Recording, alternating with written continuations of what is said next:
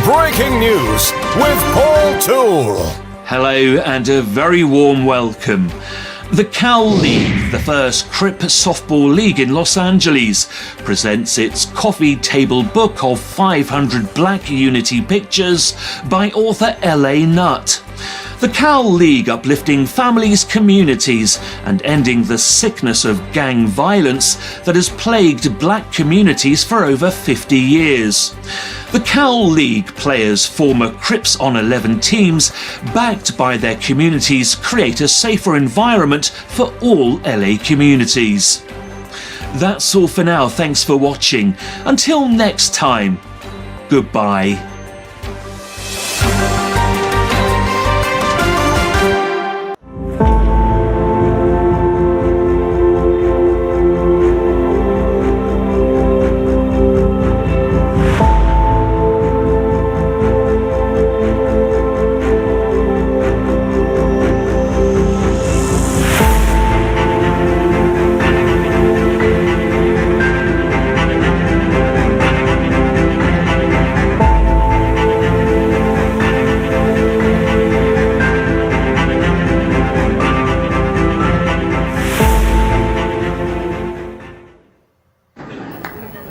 What makes you righteous? You see, I don't smoke, I don't drink. I won't fornicate and I won't commit adultery. I don't smoke dope. And I say all my prayers every day. And I give whatever I can in charity. And what else do you do? Well, what do you mean, what else? Is there something else? That's nothing. That's vanity. So you don't smoke, so what? So you don't drink. You don't use drugs. So what? What are you doing to better the condition of others? What are you doing to reform where you live?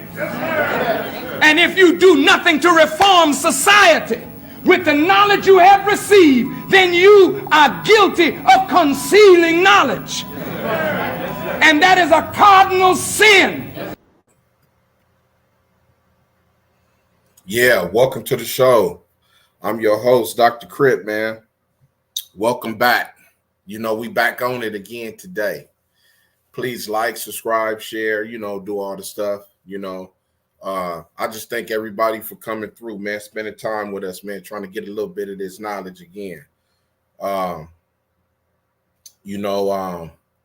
Just like what Big F said right there, man, if you concealing knowledge and you holding the knowledge and you got the knowledge to make these dudes stop doing what they doing and you holding that knowledge, guess what?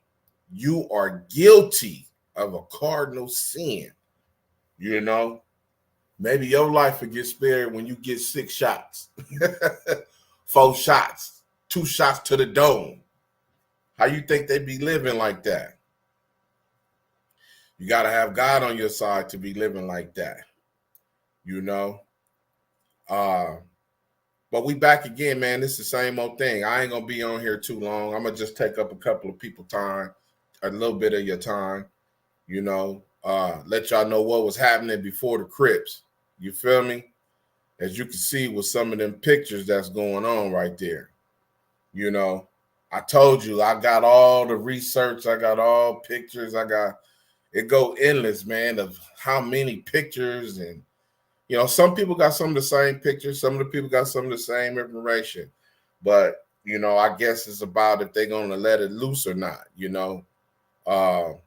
I'm going to give out the information, and I'm going to let you know exactly what it is, because we on one mission, and that is no more in 24. What's going to happen when we turn 25? We're going to have to come up with a new we have to come up with a new something. No more hype, 25.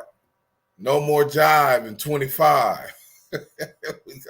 We're going to come up with something. But right now, it's no more in 24. That's what when do you get put on? At 24. Man, don't you know it ain't no more at 24? That's over with. You know, that's what we got to keep pushing to people out here. You know what I'm saying? No more at 24, man. And that's pretty much it right there, you know. But yeah, we back again, man, and we gonna, you know, this is before the Crips, man. What you see, all this is potential Crips right here. These pictures that you see, these kids are gonna grow up to be Crips. As you can see, this is 1966 pictures, man. You know, but if you add 3 years to each of these kids, guess what? Those are some of the Cripettes. Those potential. We don't know if them kids on this picture turned out like that, but the effect of the Crips was spread to these kids that's out here having fun, that don't know nothing about no gangs and all that other stuff. Because they got gangs right now, but obviously they not doing none of that, you know. You know, we got a couple of articles we're gonna read too. I really need to let people know what's really taking place out here. How the Crips and the Bloods was never supposed to be in existence. If Raymond Washington was never born, we wouldn't be having none of these issues right now. I wouldn't have got shot behind something, nothing. This dude wouldn't have never killed the homie, you know. The homies never would have done this and that. You feel me? It never would have been them dudes. You feel me? Just imagine if you can go back in time, and you don't want to eliminate that dude from history like that, but just change his mindset. So if he was never here, if he was never born, guess what? It wouldn't be no Crips and it wouldn't be no Bloods. Because Crips and Bloods are brothers. Cain and Abel, you know how they was beefing for a long time. You know, God gave Cain, Abel, you know, Adam, you know, he gave him, you know, certain instructions, and, you know, he was dealing with, after he disobeyed, you know, he was trying to get into grace, you know. So that's why God always tell you, I gave you orders not to do something. So you want sympathy, you want to understand it from me right now, you know, and I'm not giving it to you. You trying to make me feel guilty, but I told you, I gave you strict instructions not to do that. And I'm not going to feel guilty for what happened to you, because I gave you strict instructions not to do this and not to do that. You feel me? And now look what you got. You got all kind of chaos going on. So, you know, the signs is here. You know, all the signs of everything that we going through is right here. But all you got to do is follow the signs. If you don't have a purpose, you know, for mankind, that's why you're going to be sitting in prison for 28, 30 years. Or you're going to die when you're 16. You know what I'm saying?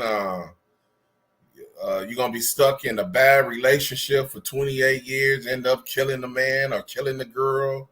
You know, all this stuff is possible if you don't follow instructions.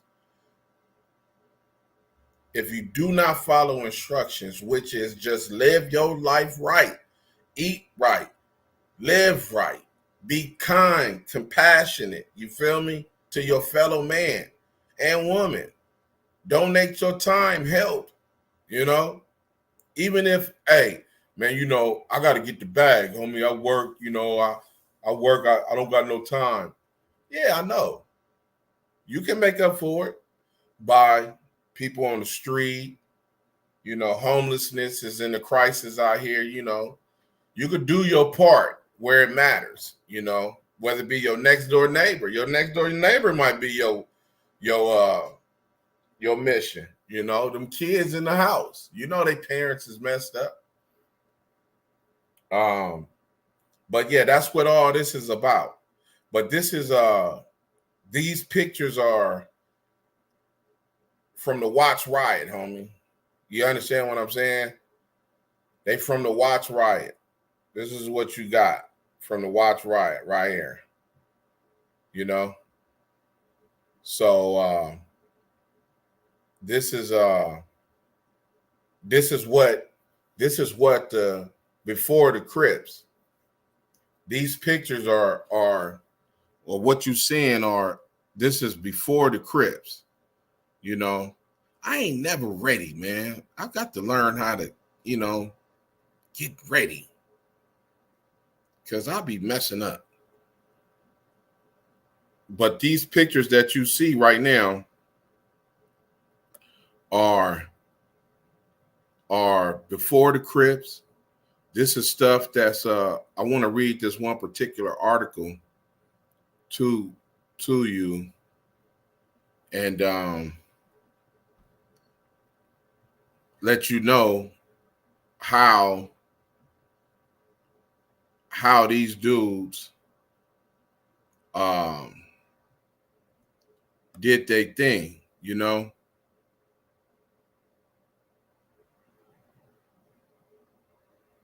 I can't believe that I can't find that picture now, that article. But these pictures are what you seeing, is what was morphed into. You understand what I'm saying?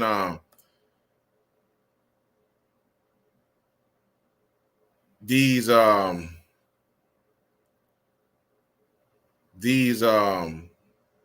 gangs, you know, this is what they morphed into from Black history, because you already had those other dudes that call themselves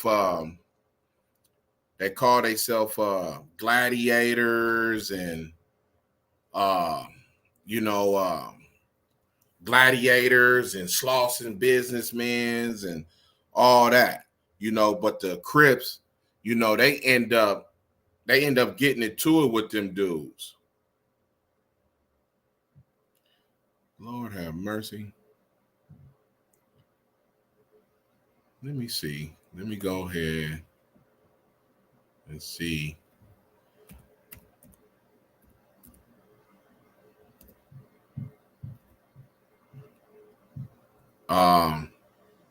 These dudes end up getting into it with these dudes.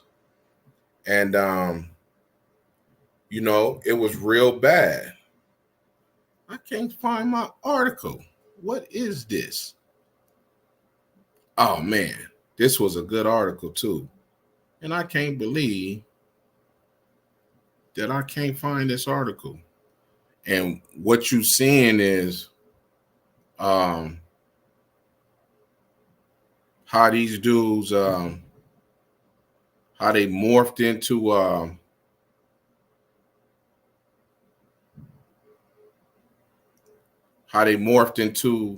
the Crips from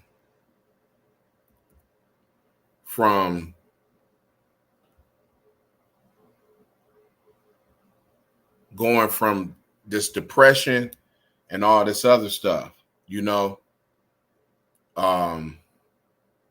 Could this be it? Dun dun dun dun. We found it. Man, that's a bad host, man. Don't be a bad host. Have everything organized, man, so you can get cracking. But this is what's happening.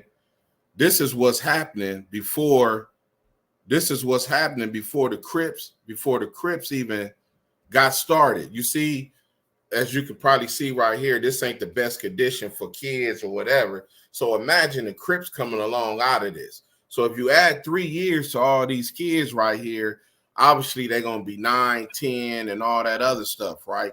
So we know they had junior cliques and all that. So the Crips spread it at a young, thriving age. Raymond was only 15 when he came outside and started this stuff. So now he got 5 years on somebody that's 10.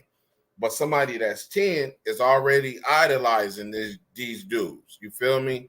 So when you stop it and you look at this picture right here, right? Look at this picture. Look at what these dudes got on. You don't see no leather coats and all that. They hadn't adapted that style yet. You know, that style was strictly Black Panther style.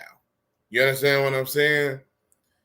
People wasn't, that hadn't became a fad and a trend and all that yet, because that was something that the Black Panthers was doing. These dudes was dressing regular, you know, and whatever they got. But look at the age, you could tell. These dudes right here is Raymond age. You feel me? When he would become 15. So these dudes already older than him. You know, they probably in they 16, 17. So you got dudes that's following a 15-year-old that's already 20 years old. You come out now, you want to be a Crip, but you following a dude that's 15 that started all this.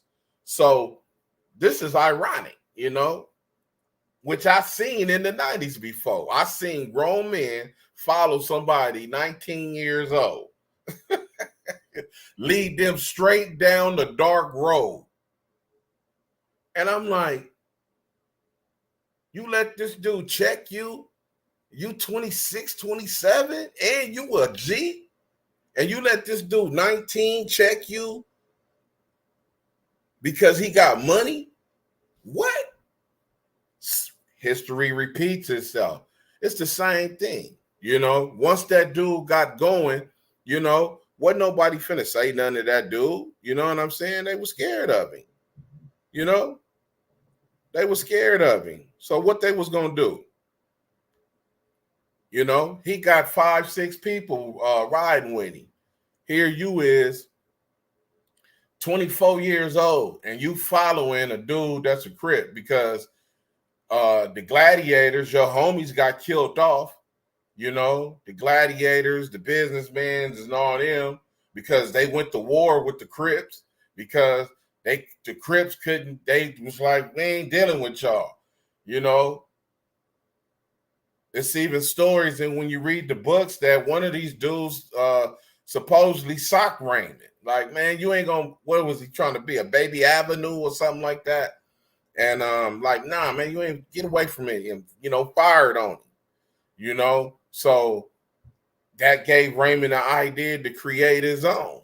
But you don't know the devil is sitting on your shoulder when you're doing all this stuff. So when he came outside, the Crips were never positive, just as the Bloods. They never started off positive. Whether the Bloods say, oh, we started because we was defending ourselves against the Crips, it don't matter, because it led into something else. Y'all start chasing Crips down, shooting at them, just like Crips chasing y'all down, shooting at y'all. But the whole thing is disruptive to the whole community. And ain't nobody getting no education. Ain't nobody learning nothing. Everybody is just out trying to be number one. Put your seatbelt on for this. Let me read this to you. I just when I find my articles, I just love to just, oh wow, look at this. This is just amazing right here. This just lets you know, do not let your son and daughter follow history. Do not repeat history. We talking about, don't let them repeat history, such as this bull that you got going on right now. Let them repeat swimming history, breaking the record of, you know, going to school or whatever, you know, getting a master's, being the first to bring this back, you know. Let them repeat something of history that is, you know, community based, and, you know, that gonna get you a bag without having to go do all kind of violence. Because these kids, we ain't selling drugs and none of that. Technology, a lot of them using technology crime, of course, social media, you know, idiots on, you know, making bags on social media, acting like they the toughest people in the world. You know, I told you right now. Hey, what the homie talking about? Said, man, we We ain't going to return no fire. We ain't going to do nothing. Why? That's the G. Homie got beat up. Nah, homie. Hey, man, dude got 100,000 followers, homie. Hey, blood, he got 100,000 followers. He know what he talking about. This is the dude. This is the dude that's leading the hood. He making decisions. You know, he making decisions. Hey, that dude shouldn't have been over at that store. That ain't our store. We don't go to that store. Do he know this the hood? Both them stores is ours. What are you talking about? Man, hey, everybody go to this store. You feel me? He shouldn't even been at that store.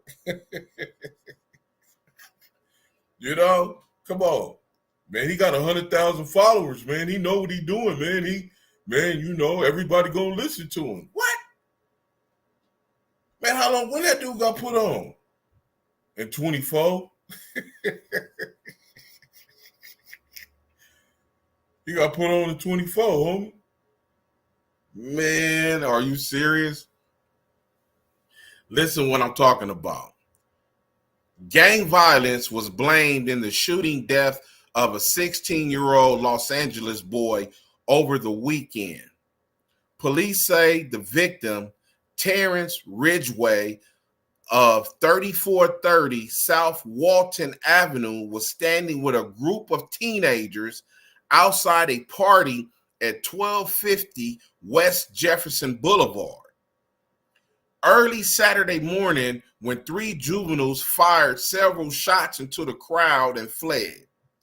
Ridgway, struck by a bullet in the head, was dead on arrival at Kaiser Foundation Hospital in Hollywood. Police say he was a member of the Gladiators gang. The suspects, who were between 14 and 17 years old, were thought to be members of the rival Crips gang. They were being sought. Did you hear that? Did you hear that? Do I need to repeat that? You want me to repeat that? Oh, that's what you want me to repeat it. Okay. Let me see. I'm going to repeat it. Gang violence. This article is, let's see. Let me tell you when this article is. I got to tell you that. It's 70. This article is 70. This is Los Angeles Times, Inside the Times. And let's see. Monday, January 28th, 1974. That's when this article was released. 1974. So, in 1974, you was a gladiator, finna go hang out with the businessmen. They wasn't saying cuz. Now, they probably was saying blood, because blood ain't no word like that. Blood is a term of endearment at that particular time. You know? If the Bloods was started, I forgot. I got to look at my notes when the Bloods started. But I don't think it was happening like that, you know? Because now you think, set 1974, the Crips, Raymond started 69. He started gaining traction 70, 71. So, you know, it's a lot of fights going on.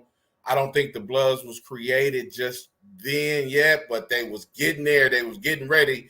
They're getting tired of all these Crip assaults and all this other stuff. So the Gladiators are still hanging around, because by 77 and all that, the Gladiators, businessmen, and whoever else those people was pretty much done with. You know, a lot of them dudes went on and start getting their jobs, and, you know, oh man, I ain't hanging out no more. These young dudes is crazy. Same stuff, same exact stuff. you know. So gang violence. This is an article from the Los Angeles Times, Inside the Times, in 1974. Gang violence was blamed in the shooting death of a 16-year-old Los Angeles boy over the weekend. Police say the victim, Terrence Ridgway, of 3430 South Walton Avenue, was standing with a group of teenagers outside a party at 1250 West Jefferson Boulevard early Saturday morning when three juveniles fired several shots into the crowd and fled. Ridgway, struck by a bullet in the head, was dead on arrival at Kaiser Foundation Hospital in Hollywood. Police say he was a member of the Gladiators gang. So GAMD was already there. Gang addiction mental disorder. Now they disorder Pistol Pete, Scarface, Frankie Luciani. That's who they looking at right now. You feel me? Superfly didn't come out to 77, man. You know? So they idolizing the gangsters that's on television in front of them. You know? So they gang, gladiators, businessmen, all that, they had to get together, was more out of racism. You feel me? J. Edgar Hoover is around. Remember, he ain't went nowhere. He there. All 66, 65, 63, 64. He with all the 60s, man. Half of it, or at least over half of it. You feel me? So he working on, keep them confined, keep them depressed, keep the money out of there, make sure them schools is messed up. So guess what happened out of all that? That's that Willie Lynch. Separation from the black, the white, the light skin, the dark skin, all that is going on. All that is happening. The suspects who were between 14 and 17. So you don't think they was killing then, huh? 14 and 17 years old were thought to be members of the rival Crips gang. They were being sought. They looking for them right now. So that lets you know, man, what's going on. Do not let history repeat itself. That's what's happening. Look at what's going on. This is 1966. Them dudes weren't thinking about no Crips yet. Raymond was trying to be a Black Panther at that time. They wouldn't let him join because he was too young. Then it morphed into this. What you see. You know? Then it morphed into that. That's what you looking at, you know? One move away. Welcome back. How you doing? Hello, Dr. Crip. No more in 24. Can you tell us what celebs helped or you wanted them to help in your prevention intervention years? Ooh, that's a good question. Well, you know, celebrities is I'm gonna read this article too. I want to read some from that article.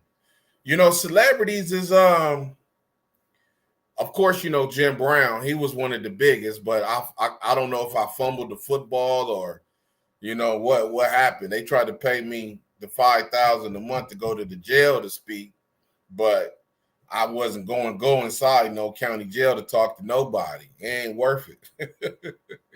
But of course, Jim, Harry Belafonte, Steve Harvey, these dudes had a general concern, if not for a long time or in the beginning or whatever. When Steve Harvey came to the radio station, he was generally concerned about Crips and Bloods because he didn't like it. I mean, he was dead serious. That's why they did that thing at the mosque on Vermont and 87th. That didn't end up good for him because people have quotas to keep. They got to make their quotas, man. We can't bring these young dudes in here. Man, hey man, listen, man. Assalamu alaikum, man. Hey man, listen, we got a big thing going on, brother. So brothers got to be on point, man. We got to get these brothers. We got to make them turn nation, man. So, there's two different agendas going on. Steve agenda, he was trying to understand Crips and Bloods and the situation of gangs and all that other stuff and what can be done. But the nation, when they give young blacks in there, they got a duty, man. They got to turn you. They got to convert you. So the program was NOI ran, you know what I'm saying? And it didn't get the results that Steve wanted, you know what I'm saying? So he kind of backed up off of that a little bit after that, but he still had his foot, on the threshold. He wanted to work with people and do stuff. I liked the Steve Harvey. I never had a problem with him, other than that beginning of arrogance, which you're supposed to be like that. You don't know somebody like me attentions until you get to know them. But once he got to know me, he threw all that out the window because he knew I wasn't no threat. I wasn't finna do nothing to him. I ain't trying to get no money out of him. I'm just trying to, I wish I would have kept in touch, stayed in contact with him, after he left Los Angeles, but that's what it is. But so it's a lot, of course. James Ingram, people don't know James Ingram, man. 100 ways, love her today, find 100 ways. What else he got?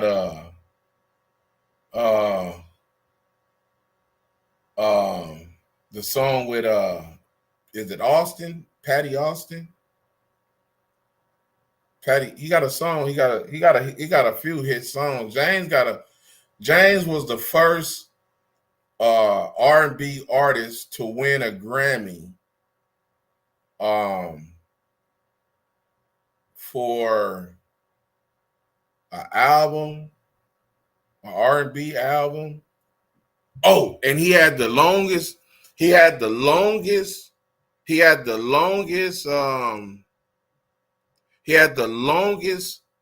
running show in television soap opera history. More people got married to his song.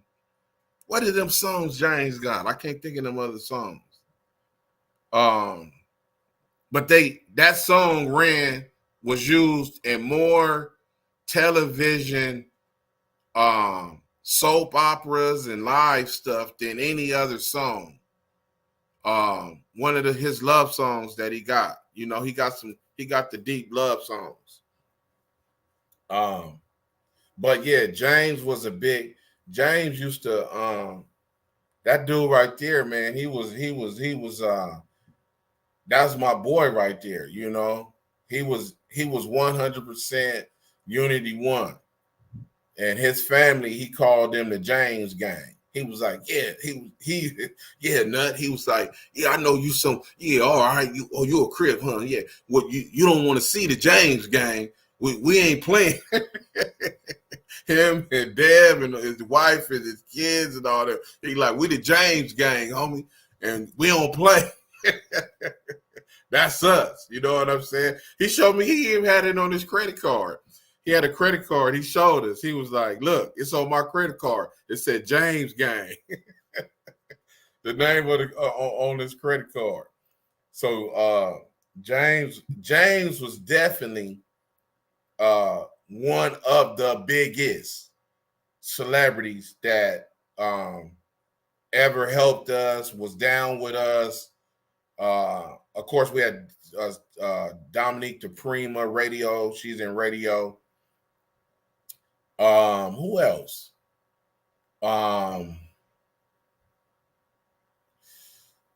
Man, a lot of people with Jim, a lot of Jim friends that was coming through us through Jim. Of course, like Harry Belafonte and all them dudes was dedicated to ending gang violence. Even the guy, I want to say his name is Steve Serboff. He's the guy that used to do the NFL Sunday stuff back in the day. Steve Serboff. He was the one who used to host when the games come on, NFL, the games come on Sunday. I think his show will come on Mondays. And he would do the highlights, show the highlights and everything.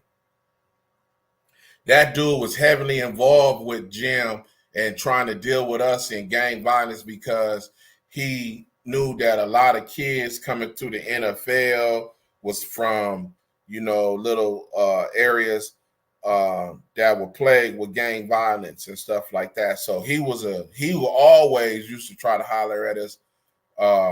Believe it or not, Maria Shriver, Arnold Schwarzenegger ex-wife, that girl was on me. She a beautiful lady. People really don't know that. Maria Shriver. She loved Jim, what he was doing, and she loved us. Holla at a player, though. What's up, cuzzo? Done caught another show. Let's go. No more in 24. It's all good, brother. Yeah, Maria Shriver, man. That lady, she was on me from the very moment that she walked in, when we walked in the door.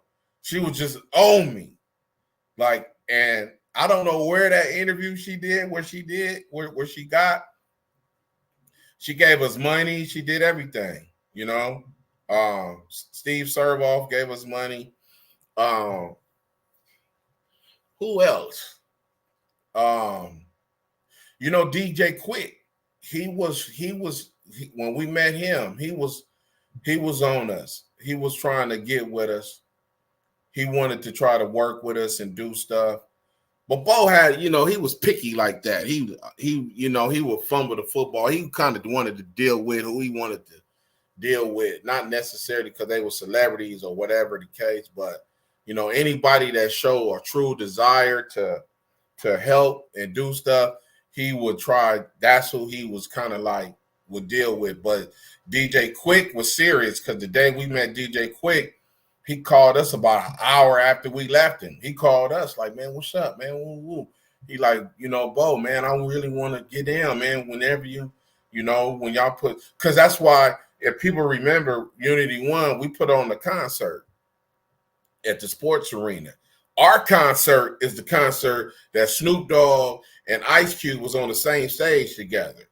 That's our concert, sports arena. And a lot of Mac 10 performed there. I think DJ Quick performed, Ice Cube, Snoop Dogg. It was a few people that performed at that concert, But who else?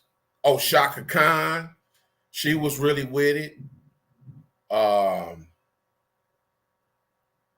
Kathy Hughes, owner of the radio stations.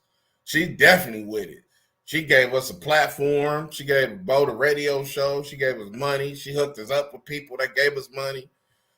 She was super with it. I mean, like super, super with it, So if you don't know who Kathy Hughes is, you need to look her up.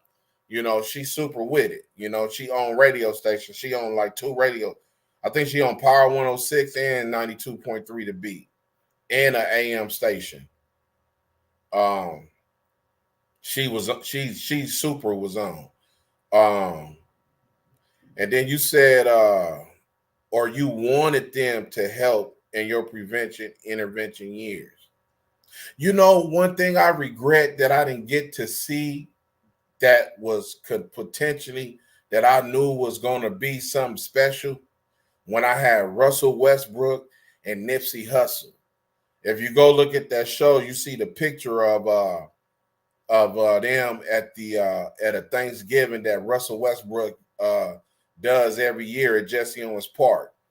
But this one particular year, Nipsey Hussle came up there, and God gave me the privilege to holler at both these dudes in the back of Jesse Owens, you know, and they was really feeling it. But even though I'm not a person that I don't know how to, because I got to have a team to do stuff, but they was back there really feeling what I was saying, and they both was like, man, we're going to work with you. We're going to do this. We're going to do that. We got you.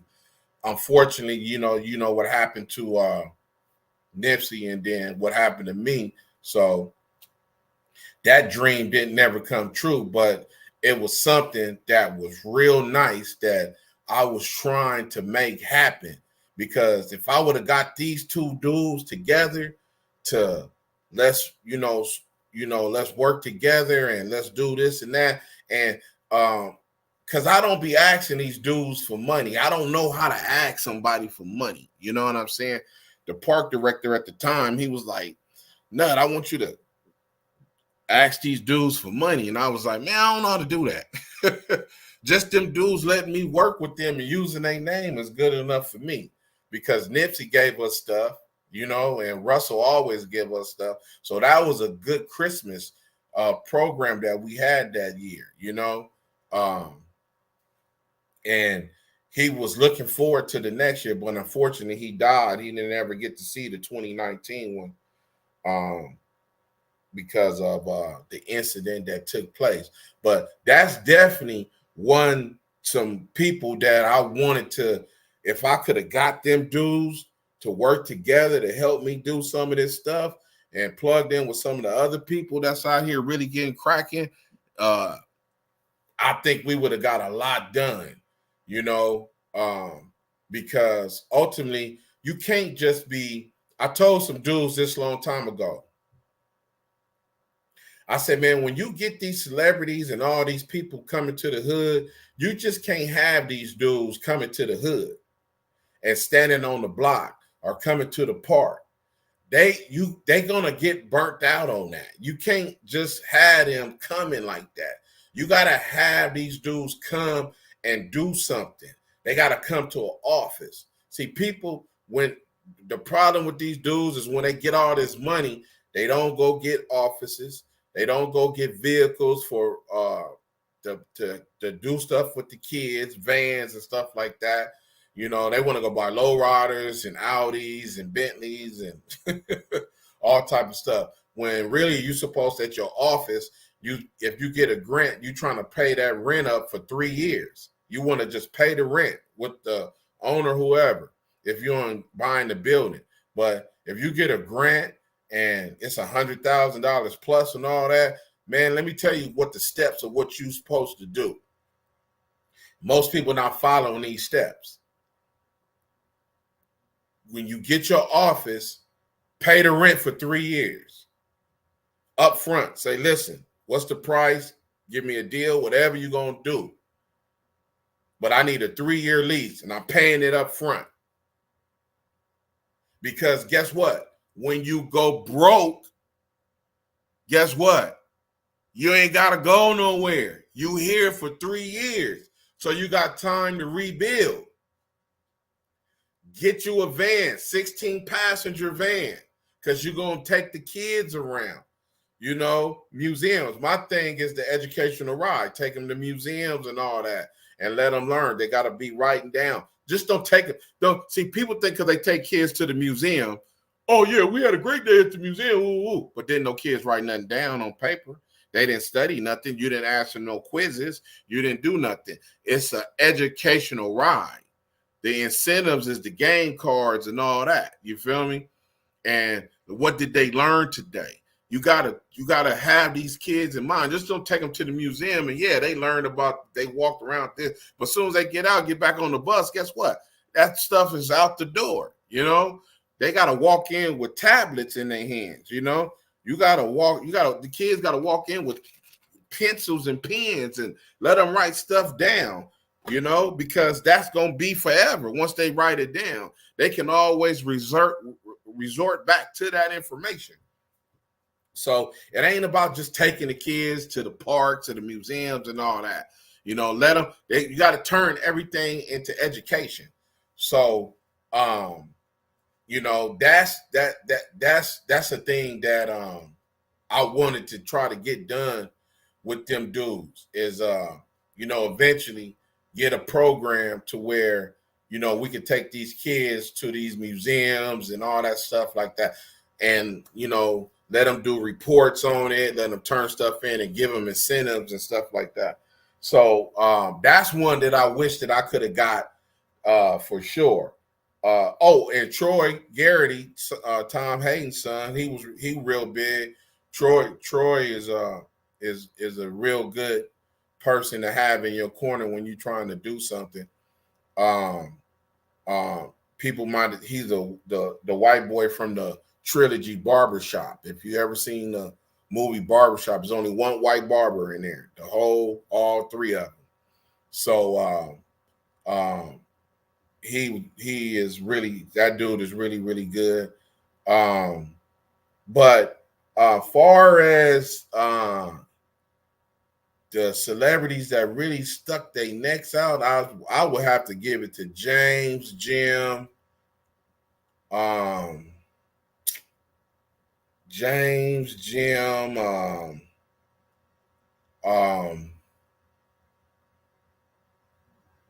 else I named? Oh, Harry Belafonte. A lot of celebrities like that. You know what I'm saying? In that realm like that. Really, really, really, you know, inspired and try to keep us focused and to do stuff like that. West Side Life. Dr. Crip, Ending the Sickness. Let's go. How come the OGs don't help as much as they should anymore? Hey, West Side Life. Because they old and they scared, they on drugs, you know, they physical, ain't finna be out here fighting, they gonna end up killing, because that's all you can do. I'm 58. I'm 55, I'm 56. If you ain't in shape, you know, if you ain't, you know, if it ain't still, you know, because I still get cracking, you know, that's that dude that shot me, he didn't want to see me from the shoulders. That was out, because I would have beat the brakes off that boy, you know. So that's an issue right there. You know what I'm saying? Yeah, that, I mean, you know, it's not hard to understand. You know, a lot of them on drugs. You know, a lot of them out of shape. You know, a lot of them just old. You know, some of them scared. You know, that's why they sit back and just get the check the easiest way they can, you know, and just work with each other, because that's how they do it. Like, oh man, we're gonna work with the OGs first, and then we're gonna trickle down. That ain't gonna never work. And then they think bringing on the youngers, and what's the word they use? The influencers. Oh, I found something about that. I came across something else that said something about the influencers. So if you can influence the reduction of violence, then that means you can influence not to put no more kids on that gang. So it shouldn't be no more gang members, because the people that's getting paid, that's the influencers, should stop it. Common sense, you know. It shouldn't be no issues. It shouldn't be no issues at all whatsoever. They shouldn't have no problems, because guess what? You, the influencer, can stop everything. You know, that's not a problem. But when you got the influencers that's half in and half out, that's where the problem gonna come in at. You know, you're not gonna never get nothing accomplished. It's always gonna be a headache, man. It's always gonna be a headache, man. You know, it's gonna be an issue. You know, so that's the thing with the with the OGs, you know, not trying to stay down, you know, because they, you know, all you got to do is look around, man. You could tell if they doing their jobs or not. It's not that hard, you know. That's not hard at all, you know. You can tell, you know what I'm saying? You know who doing what and whatever. All you gotta do is look on the graffiti of the wall and say, man, well, that ain't my job. I don't stop. I don't do none of that, you know. I don't stop them dudes from doing all that stuff, you know. I just you know, I just, you know, try to, you know, tell them, give them a little encouragement. Yeah, your influence is boo-boo. That's basically what you said. Your influence is boo-boo, man, because they're not listening to you whatsoever, you know. Check this out, the article that's on the screen. Listen to this. The schools of Los Angeles report one gun incident every other day in 1971, 72. Now, when you look at those pictures, you see what I'm saying? From 66, that lets you know, look at those pictures, from 66. So that lets you know right there. So it says the schools of Los Angeles report one gun incident every other day in 1970. Because them kids, they coming from the poverty. You look at them kids, what they coming from. They weren't thinking about no gang violence until the Crips came. Now they might have had fights with the Slawsons and the businessmans and the gladiators. I don't think they was really killing each other like that. But when the Crips came, it all start going downhill. The schools of Los Angeles report one gun incident every other day. In 1971, 72, warfare among the city estimated 150 gangs saw 29 student deaths. Now, this ain't people on the streets that already made a choice in life. These are students. So that lets you know this is negative. 29 students dead. One of the largest Los Angeles gangs is called the Crips. The name is a short form of cripples. So knock it off with the California, the revolution, knock it off. Knock it off. Don't tell me that. You feel me? Don't tell me California revolution, independence, resurrection. Don't tell me that. The name is a short form of cripples, which in turn is derived from the gang's trademark of maiming or crippling their victims. Negative. All negative. The Crips also have two auxiliary units. The Cripettes, composed of girl members, and the Junior Crips, made up of elementary school children. Did you hear what I said? You see this right here? You see these kids right here?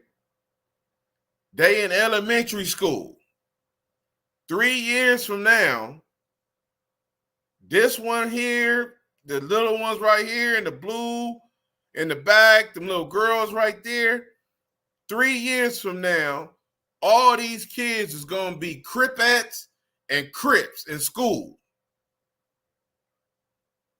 Now, I'm not saying these kids in general specifically, but what I'm telling you is that this is where they headed. In 1966, they're gonna be denied education. They're gonna be denied a chance to find themselves mentally.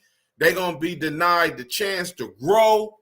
they're going to be denied all the chances of everything happening for them positive because these dudes want to start shooting people and calling themselves Crips and assaulting, basically running the streets like savages.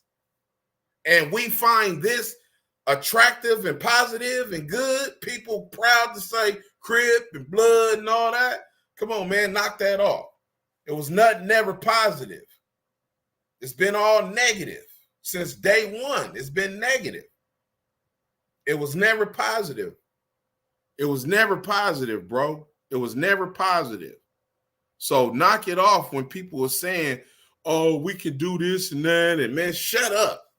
You know, it is time for these OGs that's in their 60s.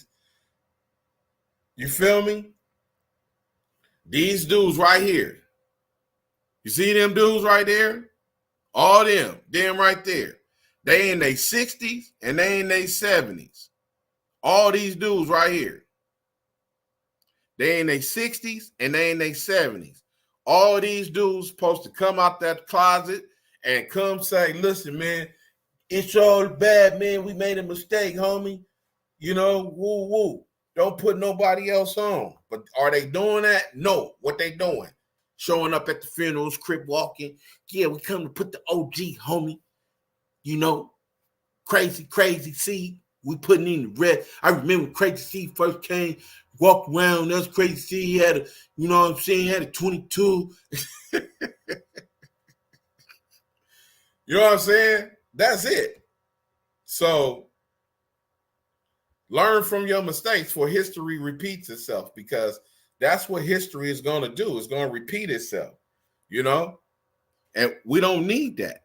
We don't need history repeating itself, you know? So let's get a grip on what is taking place out here. So, you know, we got some, we you know, every day my phone ring, I get information. Every day my phone ring, I get information about something positive that people want to do. You got people coming out of jail. I got an OG. I got prison. People coming out of jail. They want to start nonprofits. I got a dude that he want to show he didn't got people released from prison. This dude just did serve 40 years or something, 35 some years. He finally getting out. And he getting out, he want to start his nonprofit to show other people that's been wrongly convicted, because not every single person that went to jail behind the Crips and the Bloods or whatever it may be was guilty of the crime. Some people were just thrown the book at, and you guilty because you didn't have an attorney, you had a public defender, and all this other stuff. So we got a dude that's getting out. He currently in a halfway house right now. I ain't gonna say his name. He currently in a halfway house right now. He done did the 30-some, maybe close to 40 years. I don't know. And he in a halfway house right now, and he getting out, and he wants to put a nonprofit together. And he like, man, I just strictly want to go to work. They didn't show him my show. He like, man, I like that. I like what that dude talking about. And he was talking to the homie. And check this out. The homie that called me was a Damu. And the guy that did all the time is a Crip. Imagine that. So, bang, bang. You know what I'm saying? And he like, man, all I want to do is dedicate my time to helping dudes that's like me, that been in jail 20-some years, that don't know the law, get out, put their cases together, and what laws they can use, and to help them dudes get out, you know.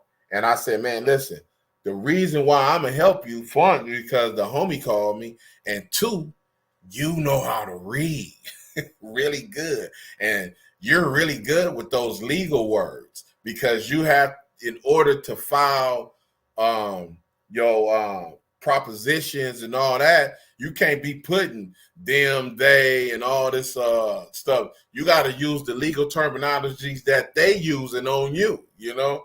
So if you don't know those legal terminologies, guess what? You stuck. You know what I'm saying? So that's why I'm gonna work with that dude, and people gonna see it. People gonna see it. It's coming up, you know. So we gonna work. We gonna be working to try to help get some of these dudes that's wrongly convicted out of jail. You know, that's in jail. You know, doing what they supposed to. You know what I'm saying? Getting some type of degrees and all type of stuff. This dude and did stuff in college and everything. You know, look at this guy here. This is from 1966. So that's a fedora. I know what that is, RW. That's a fedora. That ain't no AC Doocy he got on. That's a brim or a fedora or something like that.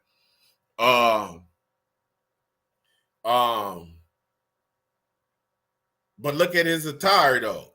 See, they still in the mode. It's hanging around the Black unity. Looking at this picture, you would think this dude didn't end up being a gladiator, or because those gladiators, guess what? They young too. They in their 18, 19, 20 stages. So when the Crips came up, guess what? First dudes we bumping heads with is these dudes because, hey man, y'all get off the block. So they 15, 16, man, we ain't going nowhere. Man, y'all got to get off this block, man. We ain't going nowhere. So what you think happened? Boom. What you think is happening now? Young versus old. History repeats itself. Get your old ass up out of here. Man, I don't care because he been around. Man, that dude, man. Because the saying of these dudes, this is what they say. Man, I'm getting real sick and tired of these old niggas. That's what these dudes say. And they 20. Man, I'm getting tired of these old niggas right here. Always popping, man. Like, you know, somebody got to listen and all that, man. Whoa, whoa. There it go. You feel me? So that's what's happening right now. History repeats itself. You know? It's repeating itself. So if you think that these dudes is going to listen to you, you got something different coming. They not. They ready to take your shine. They ready to be the OGs on the block and all this other stuff, calling the shots. How can a dude that's 28, 27 be the shot caller? How can a dude 30, 31 be the shot caller? I don't understand that. You still shooting. You still planning shootings. You still squabbling. You still fighting. You got to beat your young homie up that's 21, that's extra out? You got to make an example out of him. I'm just saying. I was quick to sock somebody out. Or somebody, one of my homies that's in my bracket, we quick to sock somebody out. What? If you 18, 19, 20, and you popping all that, you about to get socked out fast. Doo-doo. But now, I guess I'm wrong. This is hood business. This is hood business. This is why I fired on you. This is why I'm firing on you, because this is hood business.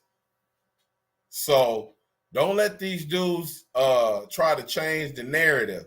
They out of control. And that's what the problem is, Westside Light. These OGs are scared to handle their business. No matter what they talking about, they scared to handle their business. It's been that time to set trip on their young homies and put order down. And dudes is not going to do it for several reasons. Out of shape, scared, on drugs. You know what I'm saying? Ain't been around on the front line, don't know these dudes, immediately you got to get into it with them, so that's the problem right there. That's why these OG dudes ain't doing what they supposed to do.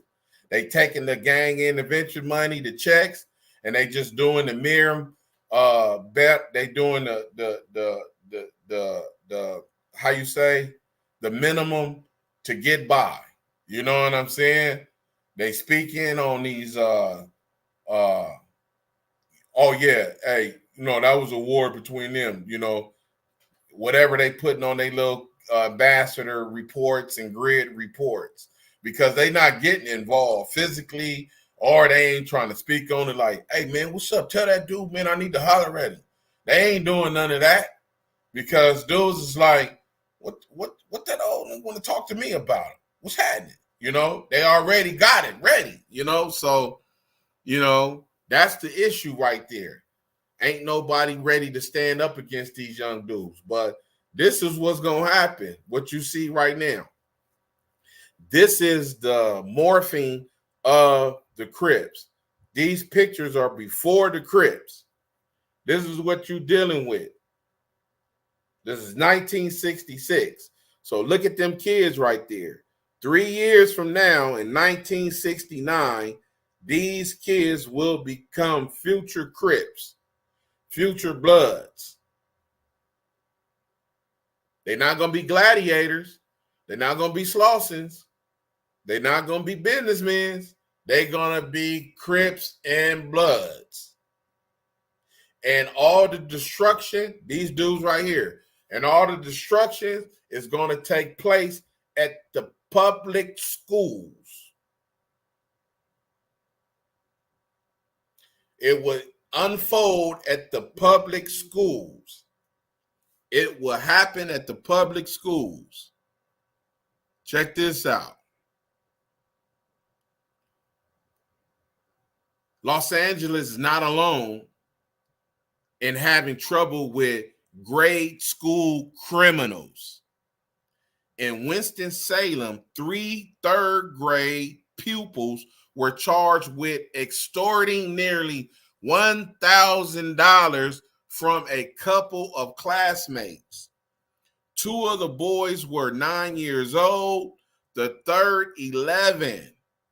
From one end of the country to the other, the subcommittee's findings form an appalling pattern, terrified teachers, imperiled principals, hostile pupils. The cost in human misery cannot be reckoned, neither can a price tag be placed on the educational losses that occur when teaching yields to disorder. Cost in the dollars can be roughly computed. The District of Columbia spends $600,000 a year to replace broken windows. Memphis puts its school vandalism bill at $1 million annually. Los Angeles pays $2 million in 1971-72. Los Angeles pays $2 million annually. Chicago, $3 million. Salt Lake City reports a $400,000 price, enough to run 2 elementary schools for 1 year. New York City pays $3.5 million to station police and schools. A conservative guess for the country as a whole, $500 million a year, equivalent to the amount spent on textbooks. A part of the why in the subcommittee's view lies in racial tensions made worse by racial balance, buzzing, racial balance, buzzing, drugs figures, importantly, into the dismissal picture. 2 sociologists put the blame on problems existing in general American society rather than to conditions or failures within the school system itself. My own guess from some years of contemplating public education is that one of the root causes is the universal requirement of compulsory school attendance. If compulsory school laws were repealed or amended to admit children only to the age 12, the schools would be relieved of many what is that?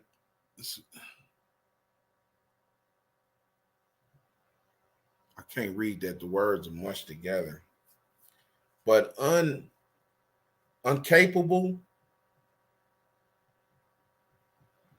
who disrupt the learning process, basically kids who disrupt the learning process for everyone else. Then if child labor laws were revised so these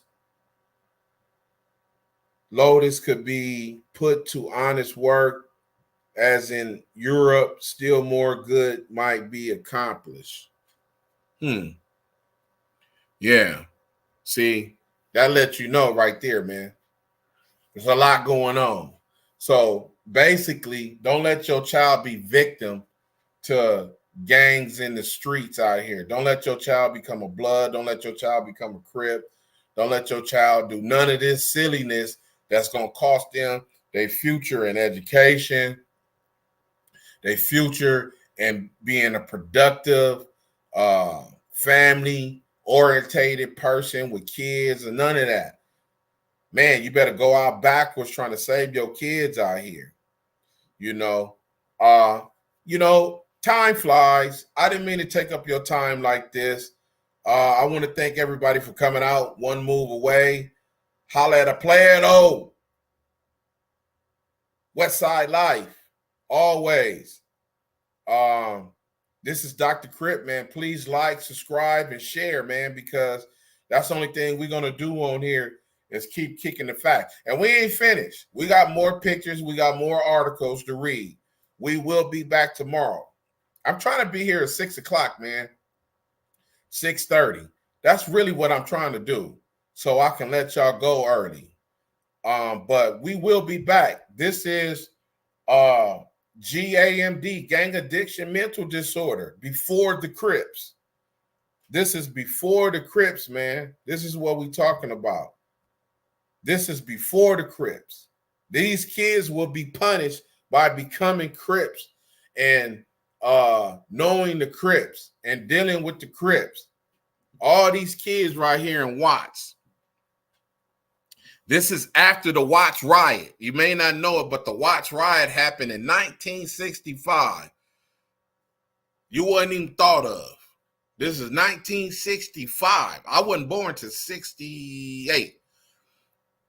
This is 1966, homie. And this is what they looked like, and this is what they was doing. You feel me? This is what they had going on. You don't see no leather jackets, man.